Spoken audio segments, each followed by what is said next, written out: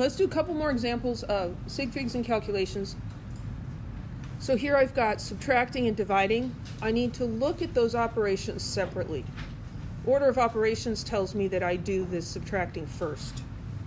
So 232.99 minus 232.1 equals 0.89. I need to consider, what would I do if that was the final answer? Where would I round it? Subtracting, I'm going to use fewest decimal places. This one has 1 decimal place, that has 2. So this would round to 1 decimal place. Underline it, but don't do it yet. Now I'm going to take that number and divide by 5.3531.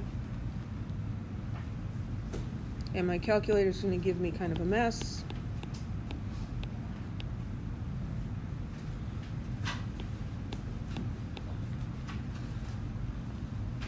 Now I look at this number with 1 significant figure divided by this number with 5 significant figures. I'm dividing, so I'm looking at smallest number of significant figures. It's 1. And so I'm just going to keep 1 significant figure. That 0 doesn't count. And so this is 0.2.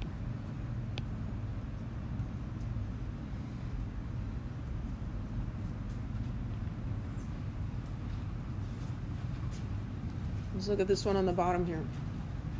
I've got multiplying and I've got subtracting.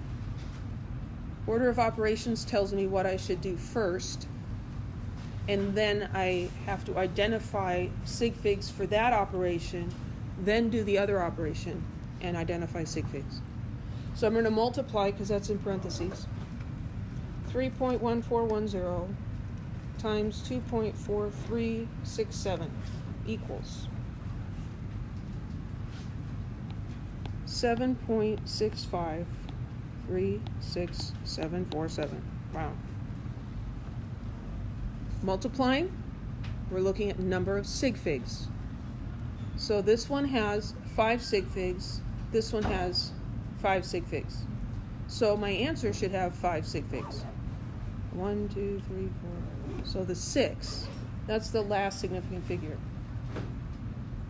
I'm not going to round it though. Now I'm going to subtract 2.34.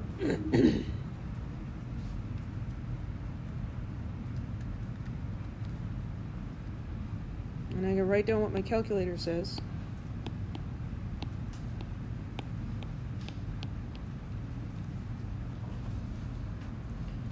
I'm taking this number that has, because it would end here if I rounded it, would have 4 decimal places, and I'm subtracting a number with 2 decimal places.